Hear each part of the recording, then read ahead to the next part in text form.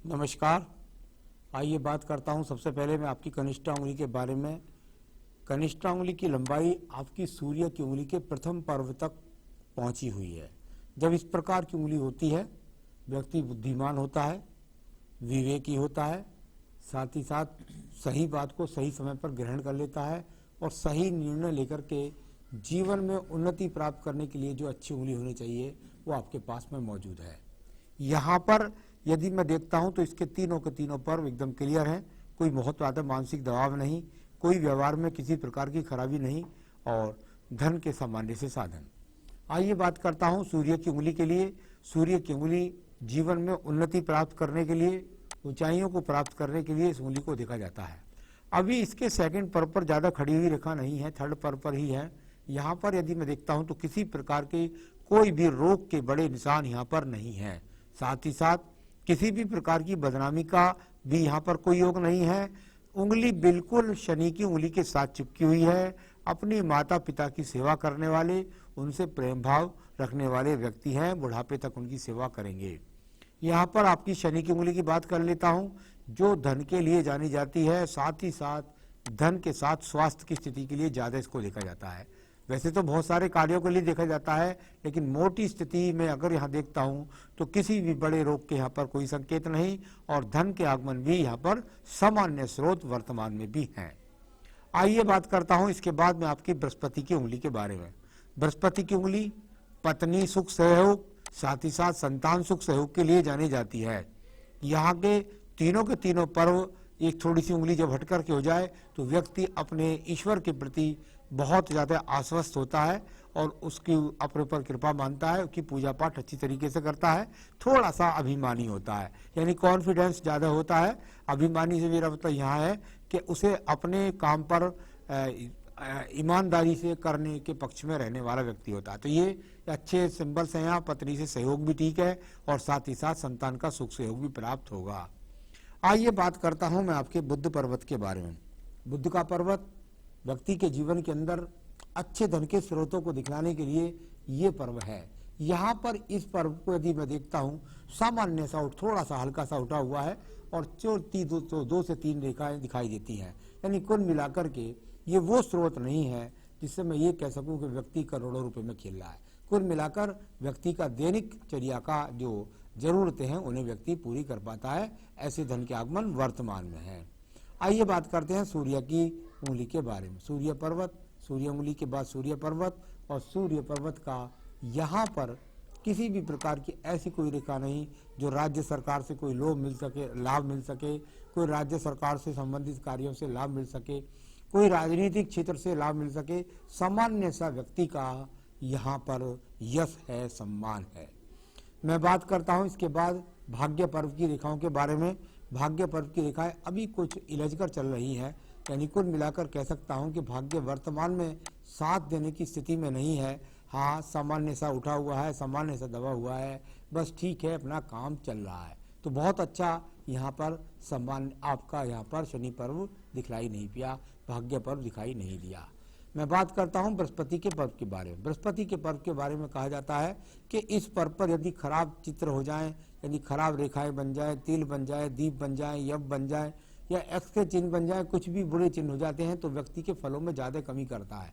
इस प्रकार से यहाँ एक रेखा खड़ी हुई है जो मंगल से निकल करके सिर्फ बृहस्पति पर जा रही है, यानी व्यक्ति का मकान स्वयं का निश्चित रूप से होता है। साथ ही साथ पत्नी बच्चों का सुख सहयोग अवश्य मिलता है।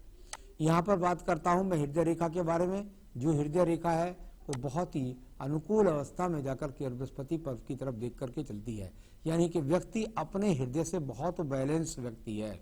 कुल मिलाकर के यहाँ पर यदि इसको देखूंगा तो ये दिखाई पड़ता है कि इसमें किसी भी प्रकार का कोई रोग का संकेत नहीं। साथ ही साथ मन के अंदर व्यक्ति कोई गुप्त बातों को नहीं रखता है, किसी प्रकार से मन में बुरे भाव नहीं रखता है, अपने परिवार की जिम्मेदारियों के प्रति आश्वस्त और उनके प्रति जुझार शक्ति करता है। यहाँ बात करता हूँ इसके बाद निम्न मंगल पर्व के बारे में। बहुत सुंदर आपका निम्न मंगल पर्व अगर सम है तो उसके ज्यादा फल है। सम पर्व होता है व्यक्ति के कर्म करने के लिए। यहाँ पर सम पर्व है, व्यक्ति साहसी है, हिम्मती है, निडर किस्म का है। मंगल पर्व से ही लेकर के सूर्य पर्व की रेखा का ये जो रेखा सबसे लंबी जा रही है, ये आपके जीवन के अंदर 36वें वर्ष की रेखा है, यानी आयु रेखा से 36 वर्ष की रेखा का सूर्य रेखा से संबंध। तो आयु रेखा का सूर्य रेखा से 36वें वर्ष में संबंध, यानी व्यक्ति को विदेश लेकर पहुंचा देता है, ये ऐसा संबंध देखा जाता है। या व्यक्ति देश में ही बहुत दूर तक भागदौड़ करके व्यापार को करता है। तो यहाँ ये अच्छे संकेत दिखाई दिए। अब मैं बात करता हूँ यहाँ पर आपकी सीधा बुद्धि रेखा की। बहुत ही बेहतरीन बुद्धि रेखा, और इसमें से योजनागत ये 36वें वर्ष में रेखा ऊपर उठी और ये सीधी जाकर चंद्र पर्वत पर पहुंच गई। यानी कि मैंने कितनी बार कहा कि एपिसोड्स में कि व्यक्ति अपने जीवन के अंदर यहाँ अगर बुद्धि रेखा का संबंध सीधा चंद्र पर्वत पर जाकर पहुंच जाए तो व्यक्ति अपने जीवन के अंदर धन जो प्राप्त करता है वो दूर स्थानों से करता है, विदेश से प्राप्त करता है, ऐसा बोला जाता है। अभी किसी प्रकार की कोई अशुभ चीज यहाँ पर नहीं है। मंगल द्वितीय पर्वत को देखिएगा, बहुत ही मजबूती के साथ में है, कोई झगड़ा नहीं है, कोई झंझट नहीं है, कोई झगड़े झंझट की प्रवृत्ति व्यक्ति की नहीं है, कोर्ट कचहरी का कोई सामना नहीं है। यहाँ पर बात करता हूँ चंद्र पर्वत के बारे में। चंद्र का पर्वत मानसिक स्थितियों को मजबूत दिखाने वाला, शरीर में रोग का संबंध, यहाँ पर सभी स्थितियों से एक मजबूत स्थिति यहाँ आपके अंदर मौजूद है। केतु पर्वत पर किसी एक्सीडेंट का योग नहीं, किसी बड़े धन नुकसान का कोई संकेत यहाँ पर नजर नहीं आ रहा है। अब बात करता हूँ मैं इसके बाद में व्यापारिक रेखा। अभी हाथ के अंदर कहीं पर भी कोई मजबूती के साथ व्यापारिक रेखा नहीं है। कुछ चिन्ह दिखलाई पड़ते हैं, लेकिन अभी कोई व्यापारिक रेखा मजबूती के साथ नहीं है। यहाँ ये भाग्य रेखा और ये 34 वर्ष पर पहुंची, और इसकी दूसरी भाग्य रेखा का वर्ष उदय 36वें वर्ष से 37वें वर्ष से शुरू हो गया। यानी यहाँ से ये 37वें वर्ष से दूसरे भाग्य का उदय, यानी कि 36 से 37वें वर्ष में व्यक्ति दूर स्थान या दूसरे स्थान से काम करेगा, भाग्य परिवर्तन करेगा और वहां से आमदनी के स्रोत बनाएगा। तो इस तरह भाग्य रेखा पहले भी साथ दे रही थी, आगे भी साथ देगी। पहले आप जो दूसरे काम करते होंगे, अब दूसरे कार्य की तरफ आपका अग्रसर होगा। ये मंगल रेखा सपोर्टिंग रेखा है, जो आपके जीवन में लगभग 35 वर्ष से लेकर के और आपको लगभग 48 वर्ष की आयु तक बहुत साहस प्रदान करेगी, और जिससे आप अपने काफी कुछ कार्यों को संपन्न कर पाएंगे। यहाँ पर आपकी आयु रेखा को देखिए, बिल्कुल मजबूती के साथ दो मुखी रेखा, आयु रेखा जब लास्ट में हो जाए तो जीवन का अंत समय बहुत सुखदायी होता है। साथ ही साथ यहाँ पर भी कोई विशेष रेखा इसको नहीं काट रही कि आपके जीवन के अंदर कोई विशेष कष्ट आने वाला है, ऐसा कोई संकेत नहीं। आयु रेखा लगभग 80 वर्ष की है। संसाधनों के पर्व की बात करता हूँ, शुक्र पर्व की, ये कुछ अच्छा नहीं है। यानी यहाँ पर कोई ज्यादा पॉजिटिव रेखा नहीं मिली, ज्यादा नेगेटिव नहीं मिली, सामान्य से संसाधन व्यक्ति के पास में वर्तमान में मौजूद है। तो इस प्रकार से यहाँ पर आपका ये शुक्र का पर्व है। तो ये तो हुआ आपके हाथ के पढ़ने का तरीका। अब मैं आपको बताऊंगा आपके सवालों के जवाब। आपने कहा फॉरेन अपॉर्चुनिटी चांस है।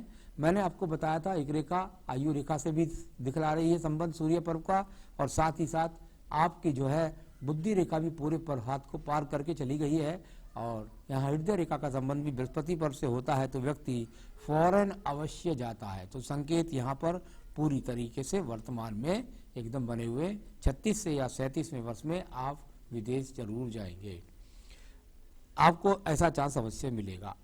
आपने कहा अपना बिजनेस कर सकता हूं क्या?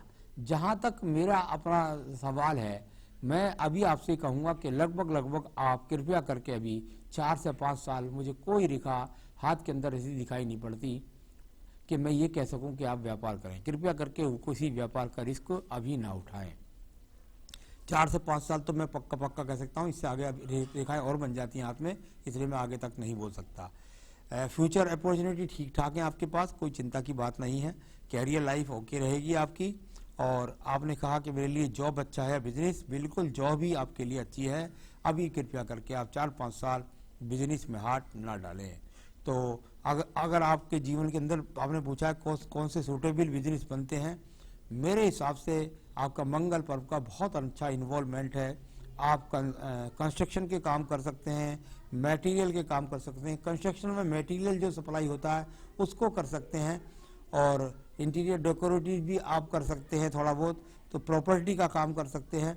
ये इस तरह से कंस्ट्रक्शन से संबंधित ज़्यादा काम आपको सपोर्ट करते हैं। तो उस तरह के करेंगे तो ज़्यादा आपके जीवन में आपको लाभ रहेगा। आपकी बच्चा है एक, बहुत बढ़िया है, अच्छी बात है। पत्नी के साथ किसी भी प्रकार के खराब संबंध भी नज़र यहाँ नहीं आ रहे हैं। तो मैंने आपके सभी सवालों का आपको जवाब दे दिया है। आप जाइए, अपने टारगेट को चुन लिए और आपको चांस मिल रहा है, जाकर के वहाँ पर अपनी उन्नति तरक्की करिए। पूजा पाठ क्योंकि मैं आपको बता नहीं सकता, आप शेख साहब आप कृपया करके अपनी 5 समय की इबादत करें, यही आपके लिए बहुत अच्छा है। और ये सब आपको मैंने बता दिया आपकी रेखाओं के बारे में। तो और कोई यदि आप नग अगर पहन सकते हैं, आपके यहाँ पर किसी प्रकार का नग यदि कोई पहन लेते हैं तो आप फायर ओपल यहाँ पहन सकते हैं। मैं आपको इसे उपलब्ध करा सकता हूँ, जो आपके धन के आगमनों को मजबूती से बनाएगा। बस इतना करके आप मुझसे नग मंगवा सकते हैं। 5 टाइम की नमाज पढ़िएगा, इंशाअल्लाह आप अपने जीवन में तरक्की प्राप्त करें, यही मेरी शुभकामनाएं हैं। नमस्कार।